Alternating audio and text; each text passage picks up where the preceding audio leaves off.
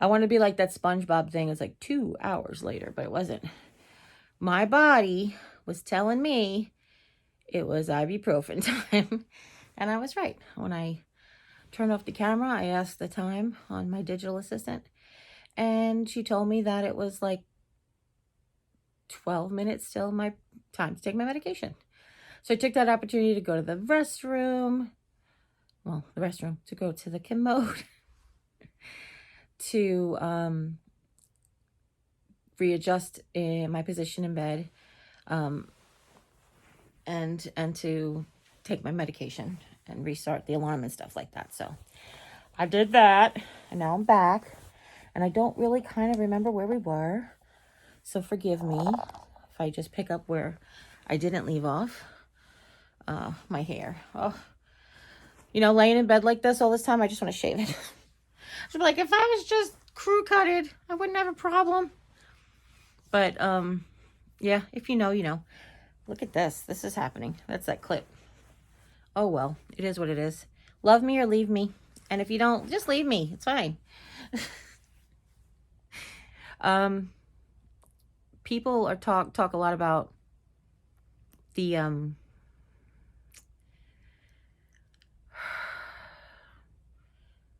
why, if you if you have your life out here, people are going to give their advice. Well, I appreciate that, but that's not why I put my life out on here. If I say to you, any advice, you can give me advice. If I'm just telling you and sharing my life story, that's me sharing my life story. And yeah, you're entitled to your opinion and you're entitled to give advice. But you also have to realize that I'm entitled not to take it. It's like, okay. And I do find it difficult, because it's not in my wheelhouse. Let's just put it that way. I am a kind of person, like what am I saying?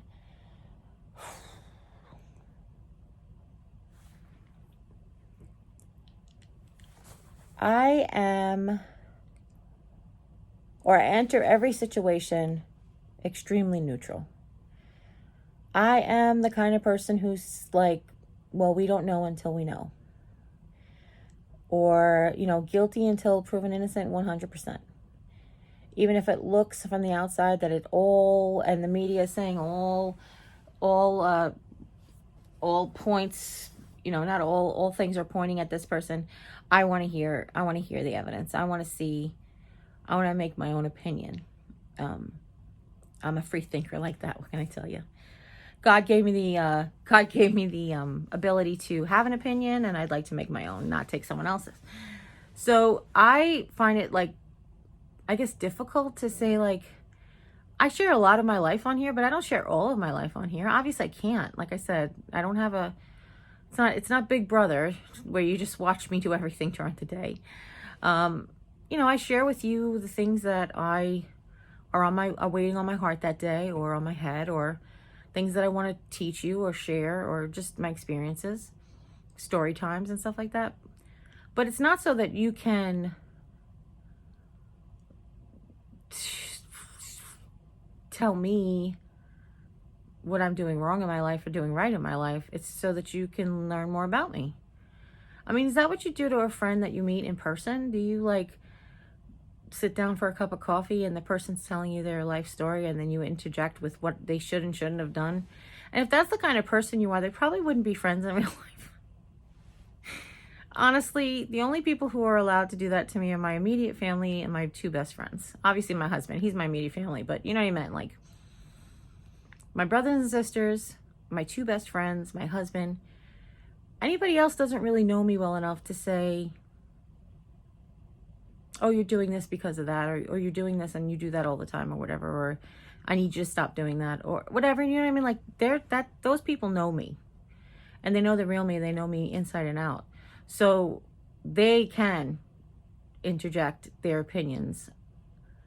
But you don't know me. Like, you only know what I show you. I try to share, like I said, I try to share as much of my journey as I can, but you don't know me,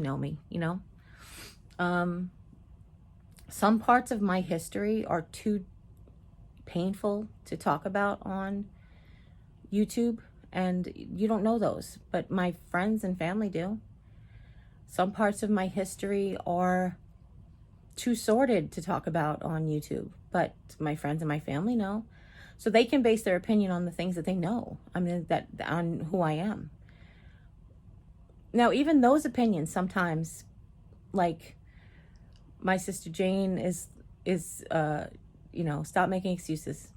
Stop being a hoarder. No, Jeri, you're a hoarder. And I'm like, I'm really not a hoarder. Like, I know that the situation is not one that you're comfortable to live in, but I'm just the way I am, but we don't always agree, and I don't always take their advice either, but I definitely value their opinions more than I value strangers on the internet. The keyboard warriors on the internet, because they know me, and their opinions are coming from a place of knowledge, not just speculation. So that's what that was about.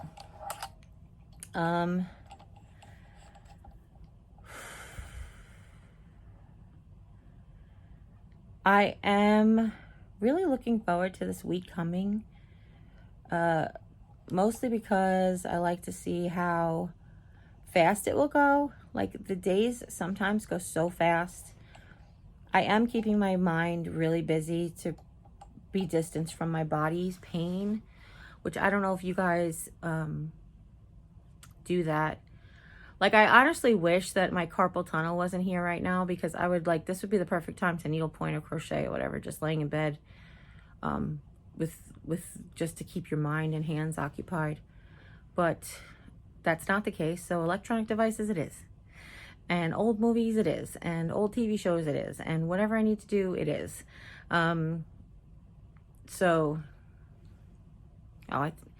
I got the creepies in my house right now. Something is going on. I don't know if it's windy outside. It just sounds like creaking, and things are happening. So yeah. My sweet friend reached out to me. She was very concerned. She's had a lot of medical issues, and she didn't want to see me going down this path. And I don't know if it's just because the expressions that I have on my face when I'm in pain, or the fact that I haven't been able to sleep properly, and I kind of look worn out a lot.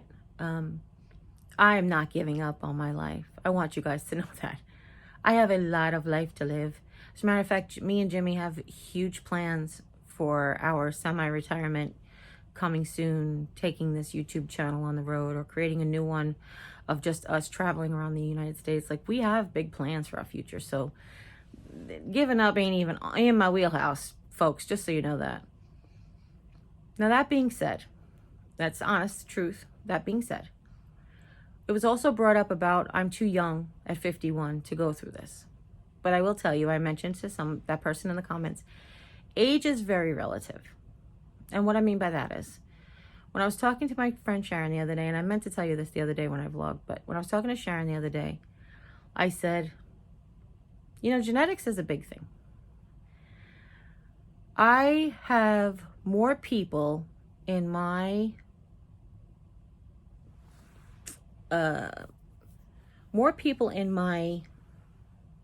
history, or in my family tree. That's what I meant to say. There's more people in my family tree who have died before the age of 70 that have lived till the age of 70 and beyond. I currently have, I think I had one great aunt. I think Aunt Joni lived, I feel like Aunt Joni lived maybe into her, just till she turned 80-ish. I have to look. But my Aunt Mary is 80, blah, blah, blah, and she is going so strong. But I will tell you, in the 80s, or the mid 80s, she turned her life around, and she became a person who dealt with all of her issues. She deals with her issues as they arise. She has learned about health. I mean, she's a nurse, so she knew, but she has actually focused her energies on living a long time and staying healthy and being around and doing things. So, but I want to say she's the exception to the family rule. Both of my grandfathers died when they were 68, pretty sure. Maybe 65 and 68, I don't quite remember exactly, but my mother and my father's mother died when they were 49. My father and my maternal grandmother died when they were 71. Aunts and uncles, like some of my mother's first cousins are in their 70s, but some have already passed. Some, my immediate aunts and uncles, you know, I think Uncle Louis was 70. I think was he a year younger than Pop, or he's the same year as Pop. He either just turned 71 or he was 70. My Uncle PJ was just in his early 70s. My Aunt Pat was in her, I think 49 she was. Like my mom, or younger. I have to remember. If that was 84, she was 84. And she was born in 70. So she was like 48, I think, maybe. My mother's oldest sister. So, I mean, you have to consider genetics. Like, you do have to consider genetics. I was talking to Sharon, and Sharon's parents, she's very fortunate. Sharon's my age, obviously. She was my best friend since the 4th grade. Her parents are, like, still going. And her dad, God bless him, his genetic gene pool, who knows, you know. And we were talking about our grandparents, and she was like, I lost 3 grandparents or 4 all my grandparents, or 3 of my grandparents in like a short period of time when I was like between 13 and 16 or 16 and 19. I can't remember what she said, but I was like, yeah, but I only had 1 grandparent, and she was dead by the time I was 12. Like, that's the difference between us, you know. Obviously I had them, but I never knew them. Like, my mom didn't even meet her mother-in-law, just like Jim never met his mother-in-law. So it's like, it's weird to think like, yeah, genetics plays a part of it. Okay, socioeconomical position in life also plays a part of it. Now, I'm not saying Sharon was in a better socioeconomical bracket, but for the most part, she was. I mean, a little bit better than we were. She had a smaller family, so it was less mouths to feed. Her dad had a really good job. Her mom worked too, just like mine. But she, you know, like, so that makes a difference too. Having healthy food to eat when you're growing up, when you're becoming an adult, when you're a child, having the opportunity to have these, to be able to play athletics, for example. Now, I told you guys I played softball starting from the time I was 7, right before I turned 8. And I played on a league. It was free. I mean, it was the police athletic league, and it was, you know, raise money, but no donations, but there was no cost, type of thing. So we were fortunate to have that.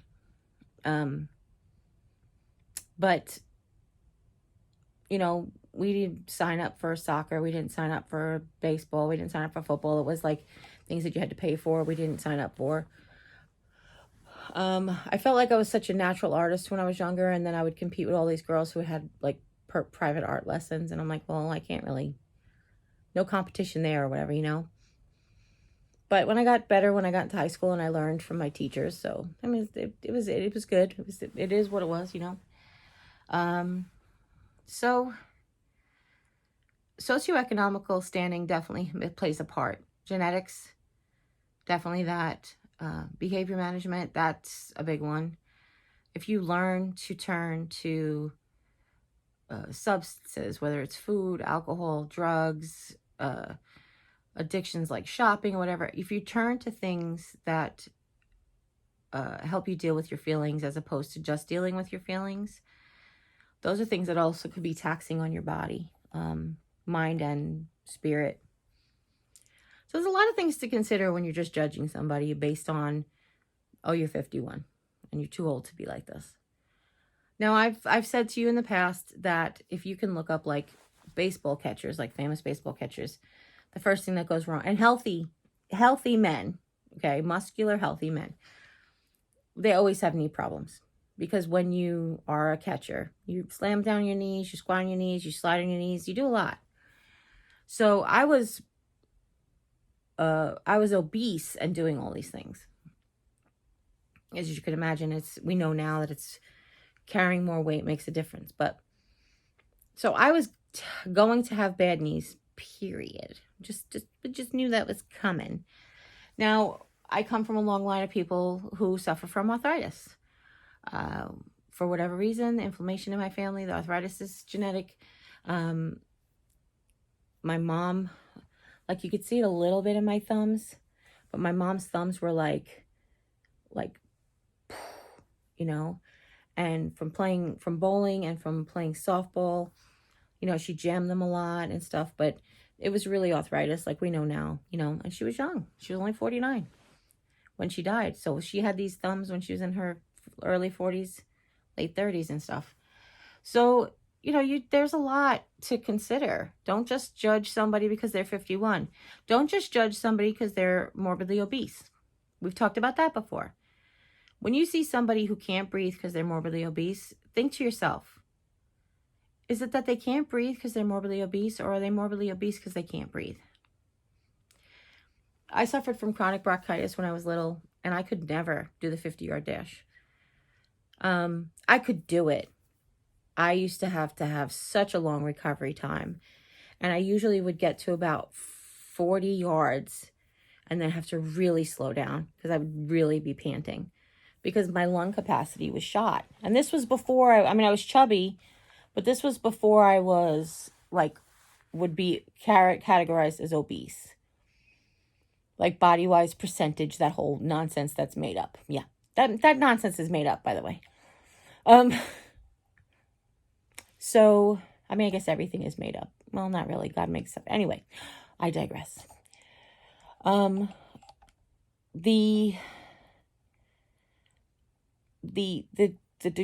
society we live in today makes us draw these conclusions based on what we hear, whether we hear from doctors or social media or media in general, that, oh, she's fat, she must be lazy, or she can't breathe because she's fat, she should lose weight. This is all really well and good. Thank you for your, how many years of medical school did you go to give me that opinion, but you sometimes need to consider the opposite. You know, I had joint pain for a long time, and part of what I think now is, did I have trouble losing the weight because of my joint pain? They know now a lot. They talk about insulin resistance in young people, and that is in all types of young people, but mostly they're finding it in people who are on the heavier side. And now we have to ask ourselves, okay, is insulin resistance causing children to be obese? See, now, we can point at society and say kids are just sitting down all the time, they're plugged in front of electronics, and they're not moving, and they're not doing this and not doing that. And I appreciate that. That is a little bit where society is going. However, I was a child of the 70s, and I was exactly like that. I swear I wish I could dig up pictures for you guys. But I was a child of the 70s. We didn't sit down. We were outside all the time. We played, we marched. I told you I marched in a marching band. I played softball. I played volleyball. Starting in junior high school, I played volleyball. Even when I was in fourth and fifth grade, fourth and fifth grade, yeah, when my sisters were in junior high school, I became a line judge because I wanted to be around the volleyball so much. So it's really wrong to jump to conclusions. It's really wrong to pull everybody together. And I'm not saying that, oh, I'm an exception to the rule, because I'm not. There are more people out there like me that you know, but you don't care to ask. You just assume. So that's one of those things that as a society we need to work on a little bit better. That being said, why somebody is the way they are is definitely is definitely something to consider before we give our opinions or make judgments. Now, have I always ate the best? Absolutely not. 100% not. If I stuck to a 2,000 calorie a day diet, I would eat 2,000 calories worth of Twinkies. I mean, they would be devil dogs, but you know what I mean. We know now that not all calories are equal. They are, but they're not, because there's no nutritional value in other things. That we got that now. But I couldn't afford to eat 2,000 calories worth of devil dogs or whatever. But yeah, when I was younger and I was heavier and kids would make fun of me, I would turn to food for emotional support, like, because I didn't have the tools at the time. But then my parents helped me teach, my parents and other adults gave me the opportunity to learn how to deal with these issues in other ways. So, sorry, I just realized you're twisted. So I have learned, besides turning to food. Now, does it always work? No, absolutely not. Do I still want to delve into food? 100%. My sister and I were talking about when my brother died, I had already started the intermittent fasting and the keto thing. And had I not, who knows? Who knows? With my diabetes, who knows what I would have done? If I had not had the vision issues before my brother died, because the vision issues are really what had turned my life around. The fact that I may be blind soon, it just turned my life around. It's you got to do what you got to do now, because there's no turning back. And that really made a huge difference. It made a huge difference. Dealing with the emotions,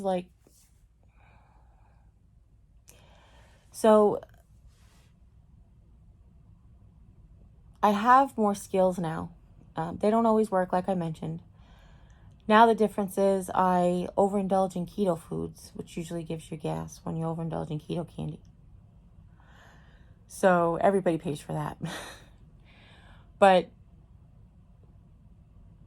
it's a lot less often. It's a lot less frequent. Now it's one time every week. Before it used to be 3 times a day. So I don't look at what I've done. I look at where I've come from. I really do. And you should too. And I hope that you do that with me. I always hoped that people would do that with me. Don't just judge what you see, all the stuff that I have left. I want you to focus at what I've done. Focus at where I've come from.